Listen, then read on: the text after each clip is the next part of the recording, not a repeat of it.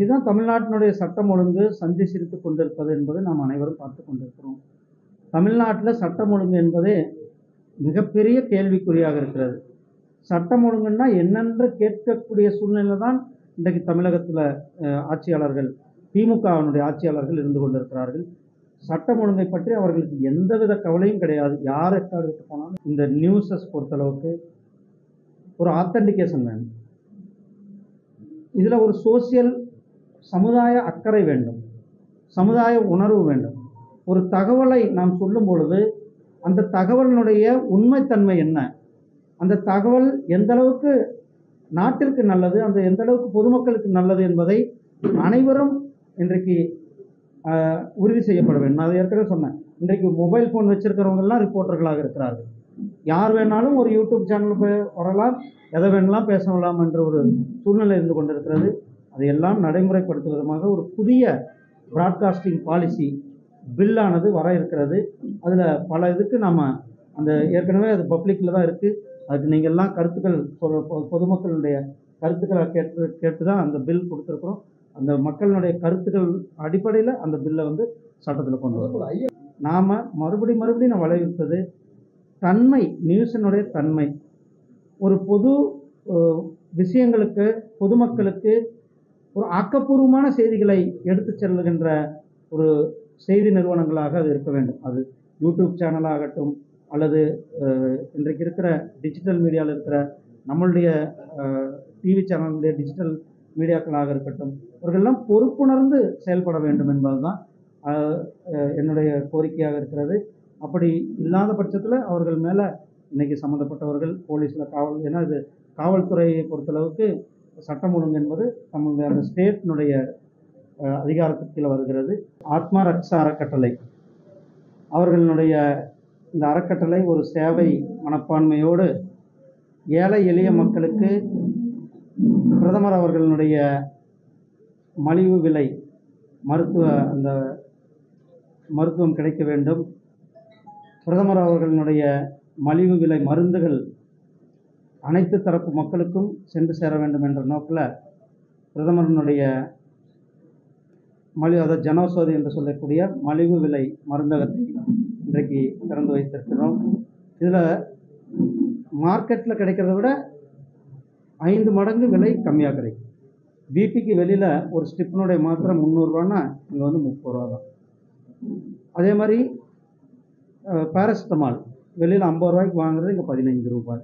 இப்படி உயிர்காக்கும் மருந்துகளில் கூட விலைகள் ரொம்ப குறைவாக இந்த மருத்துவம் நம்மளுடைய மாண்புமிகு பிரதமர் திரு நரேந்திர மோடிஜி அவர்கள் தொடங்கி வைக்கப்பட்டு இன்றைக்கு இந்தியா முழுவதும் இந்த திட்டமானது ஏழை எளிய மக்களுக்கு ஒரு பயனுள்ள திட்டமாக இந்த திட்டம் நடைமுறைப்படுத்தப்படுகிறது.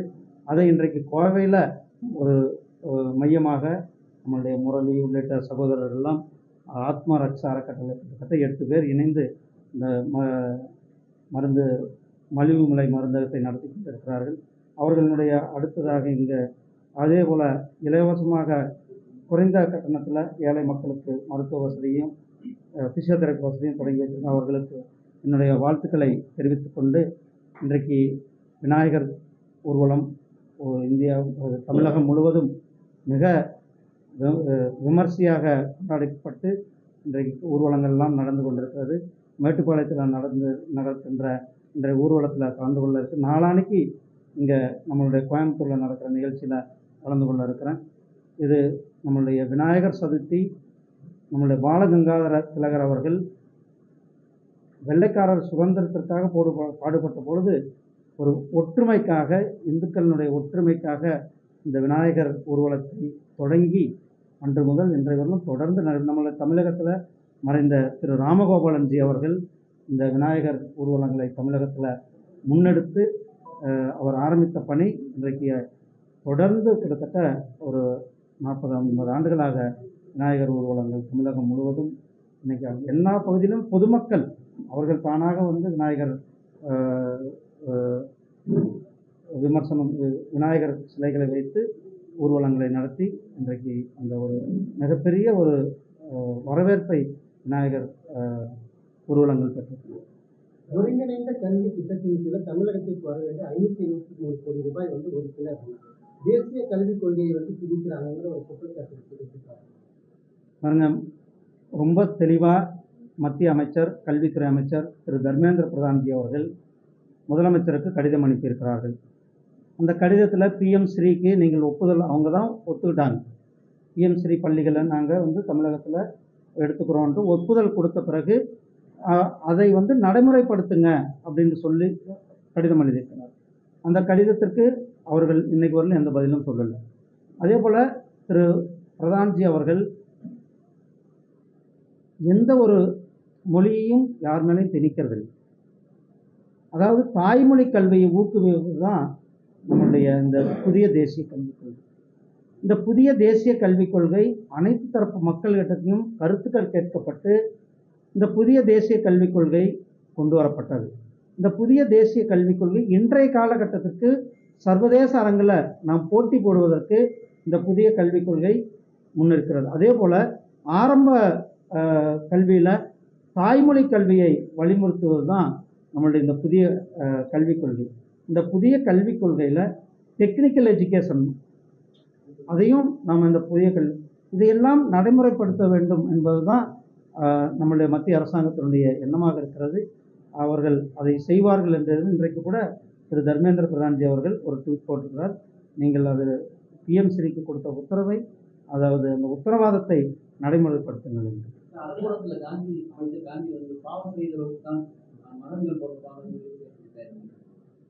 அவர் என்ன பேசினார் எனக்கு தெரியலங்க. இதை பற்றி நான் உள்ளே போக விரும்பலை.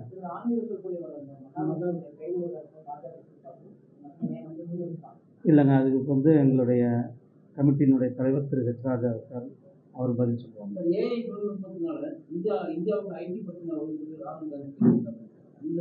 எங்கள் தொழில்நுட்பங்கள் வருது. அந்த தொழில்நுட்பங்களை நீங்கள் நிறுத்த முடியாது. ஒரு காலத்தில் நியூஸ் பேப்பர் மட்டும்தான் இருந்தது.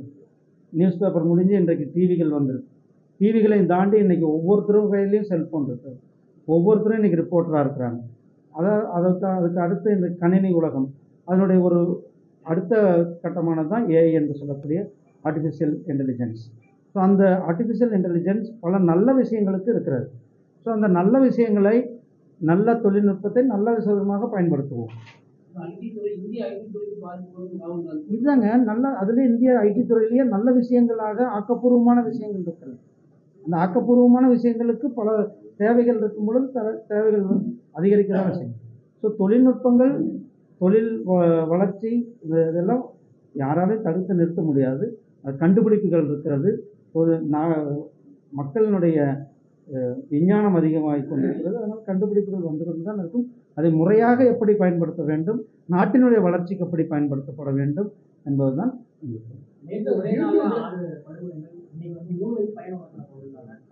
இதுதான் தமிழ்நாட்டினுடைய சட்டம் ஒழுங்கு சந்தி சிரித்து கொண்டிருப்பது என்பது நாம் அனைவரும் பார்த்து கொண்டிருக்கிறோம். தமிழ்நாட்டில் சட்டம் ஒழுங்கு என்பதே மிகப்பெரிய கேள்விக்குறியாக இருக்கிறது. சட்டம் ஒழுங்குன்னா என்னென்று கேட்கக்கூடிய சூழ்நிலை தான் இன்றைக்கு தமிழகத்தில் ஆட்சியாளர்கள், திமுகவினுடைய ஆட்சியாளர்கள் இருந்து கொண்டிருக்கிறார்கள். சட்டம் ஒழுங்கை பற்றி அவர்களுக்கு எந்தவித கவலையும் கிடையாது. யார் எட்டாடுகிட்டு போனாலும் ஒரு ஊருக்கு மதுக்கடைகள், ஒரு ஊருக்கு கஞ்சா விற்பனை, எங்கே பார்த்தாலும் கொலை கொள்ளை, இதுதான் இன்றைக்கு இருக்கின்ற தமிழகமாக இருந்து கொண்டிருக்கிறது. ஆட்சியாளர்களின் திறமையற்ற ஆட்சியினால் நாம் இன்றைக்கு இந்த நிலைமையை சந்தித்துக் கொண்டிருக்கிறோம். அதே போல தேர்தல் வாக்குறுதியில் எண்ணெய் அலுவலகம் வரும் அப்படின்லாம் எண்ணெய் அலுவலகம் தமிழ்நாட்டில் சென்னையில் இயங்கிக் கொண்டிருக்கிறது. இங்கேயும் வர்றதுக்கான வாய்ப்புகள் அவங்க பார்த்து கொண்டு வருவோம். யூடியூபில் நிறைய மானிட்டர் வீடியோஸ், வேண்டாத வீடியோஸ் மானிட்டர் தகவல் தொழில்நுட்பம் மூலம் இங்கே பாருங்க, நாம் இந்த நியூஸஸ் பொறுத்தளவுக்கு ஒரு ஆத்தன்டிகேஷன் வேணும். இதில் ஒரு சோசியல் சமுதாய அக்கறை வேண்டும், சமுதாய உணர்வு வேண்டும். ஒரு தகவலை நாம் சொல்லும் பொழுது அந்த தகவலினுடைய உண்மைத்தன்மை என்ன, அந்த தகவல் எந்த அளவுக்கு நாட்டிற்கு நல்லது, அந்த எந்த அளவுக்கு பொதுமக்களுக்கு நல்லது என்பதை அனைவரும் இன்றைக்கு உறுதி செய்யப்பட வேண்டும். அதை ஏற்கனவே சொன்னேன். இன்றைக்கு மொபைல் ஃபோன் வச்சிருக்கிறவங்கெல்லாம் ரிப்போர்ட்டர்களாக இருக்கிறார்கள். யார் வேணாலும் ஒரு யூடியூப் சேனல் வரலாம், எதை வேணாலும் பேசலாம் என்ற ஒரு சூழ்நிலை இருந்து கொண்டிருக்கிறது. அதையெல்லாம் நடைமுறைப்படுத்தும் விதமாக ஒரு புதிய ப்ராட்காஸ்டிங் பாலிசி பில்லானது வர இருக்கிறது. அதில் பல இதுக்கு நாம் அந்த ஏற்கனவே அது பப்ளிக்கில் தான் இருக்குது. அதுக்கு நீங்கள் எல்லாம் கருத்துக்கள் பொதுமக்களுடைய கருத்துக்களை கேட்டு தான் அந்த பில் கொடுத்துருக்குறோம். அந்த மக்களினுடைய கருத்துக்கள் அடிப்படையில் அந்த பில்லை வந்து சட்டத்தில் கொண்டு வரும். ஐஎஃப்எஸ்எல் இருக்கும்போது டம்மி லோகோஸ் நிறைய வச்சுருக்கிறாங்க. ஒரு முக்கோணம் கொண்டு வந்தாலே பிரச்சனை பண்ணுறாங்க. இதுக்கு என்ன? அதுதான் நான் சொன்னேன், நம்ம ஒரு இது ஆக்கப்பூர்வமான விஷயங்களை அணுக வேண்டும் என்று. நீங்கள் பாருங்கள், இங்கேயே நீங்கள் சொல்கிறீங்க புதிய தலைமுறை, தந்தி எல்லாருமே இருக்கிறீங்க. நான் அவங்க பேரை மட்டும் சொன்னேன், எல்லாருமே எல்லா நியூஸ் சேனலும் இருக்கிறீங்க. நாம் மறுபடியும் நான் வலியுறுத்தது தன்மை, நியூஸினுடைய தன்மை.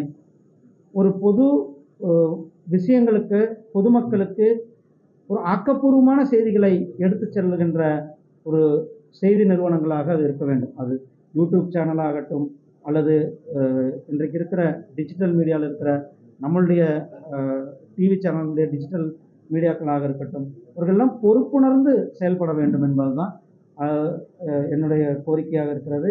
அப்படி இல்லாத பட்சத்தில் அவர்கள் மேலே இன்றைக்கி சம்மந்தப்பட்டவர்கள் போலீஸில் ஏன்னா இது காவல்துறையை பொறுத்தளவுக்கு சட்டம் ஒழுங்கு என்பது நம்மளுடைய அந்த ஸ்டேட்டினுடைய அதிகாரத்துக்கு கீழே வருகிறது. காவல்துறையிலும் ஏன்னா ஒரு தனி மனிதனுடைய உணர்வை புண்படுத்தும் பொழுது அவர்கள் கேஸ் கொடுப்பது, அவர்கள் மேலே வழக்கு பதிவு, இதெல்லாம் தமிழக அரசாங்கத்தின் கீழே இருக்கிற சப்ஜெக்டாக இருக்கிறது. நாங்கள் மத்திய அரசாங்கத்தை பொறுத்தது நடைமுறைப்படுத்துவதற்கான சட்டங்களை நாம் படுத்தி கொண்டிருக்கிறோம். அதே போல் தேசத்திற்கு எதிராக செயல்படுகின்ற யூடியூப் சேனல் கிட்டத்தட்ட 69 யூடியூப் சேனல்கள் இப்பொழுதைக்கு நாம் முடக்கியிருக்கிறோம். 69க்கு மேற்பட்ட யூடியூப் சேனல்களை முடக்கியிருக்கிறோம். அதாவது தேசத்திற்கு எதிராக செயல்படுவது, அல்லது தேசத்திற்கு எதிரான கருத்துக்களை சொல்லுவது, அல்லது நம்மளுடைய மிலிட்ரிக்கு எதிரான கருத்துக்களை சொல்லுவது, நாட்டினுடைய சட்டம் ஒழுங்கிற்கு குந்தகம் விளைக்கின்ற விதத்தில் செயல்படுது. அப்படி செயல்படுகின்ற யூடியூப் சேனல்களை கிட்டத்தட்ட 69 யூடியூப் சேனல்களை நாம் மூடியிருக்கோம். விஜய் கட்சிக்கு தேர்தல் ஆணைய அங்கீகாரம் கிடைத்தது. ஒரு பக்கம் அவருக்கு மாநாடுகளுக்கு பல்வேறு கட்டுப்பாடுகள்.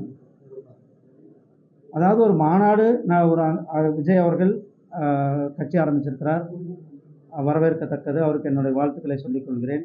மாநாடு நடத்துவதற்கு தமிழக அரசாங்கம் ஏன் அவரை பார்த்து பயப்படுறாங்க என்பது தெரியவில்லை. ஒரு மாநாடு நடத்துவது என்பது ஒவ்வொரு அரசியல் கட்சியினுடைய உரிமை, எல்லா கட்சிகளும் நடத்துவது தான். அதே நேரத்தில் அந்த மாநாட்டிற்கு பர்மிஷன் கொடுப்பது என்பது அரசாங்கம் எல்லா மாநாடுகளுக்கும் எல்லாருக்கும் பர்மிஷன் கொடுக்குறாங்க. ஆனால் இதை விஜயினுடைய மாநாட்டுக்கு பர்மிஷன் இல்லை அப்படின்ட்டு யாருமே சொன்னதாகவும் தெரியல. அதை ஒரு செய்திகளில் தான் பெருசாக ஆக்குன மாதிரி. ஏன்னா நாங்கள் கூட பிஜேபியில் ஒரு மாநாடு நடத்துறதுக்கு பர்மிஷன் கேட்டால் அவங்க பர்மிஷனுக்கு கொடுக்கறதுக்கு முன்னாடி சில கோரிஸ் கேட்பாங்க, எவ்வளோ பேர் வருவாங்க, எவ்வளோ பெரிய ஸ்டேஜ் போடுறீங்க, இதெல்லாம் கேட்பாங்க. அதெல்லாம் முறையாக கொடுக்கும்பொழுது அவர்கள் பர்மிஷன் கொடுப்பார்கள். நான் நினைக்கிறேன் இதை வந்து மீடியாக்கள் தான் ஊதி பெருசாக்குறாங்களோ. நன்றி.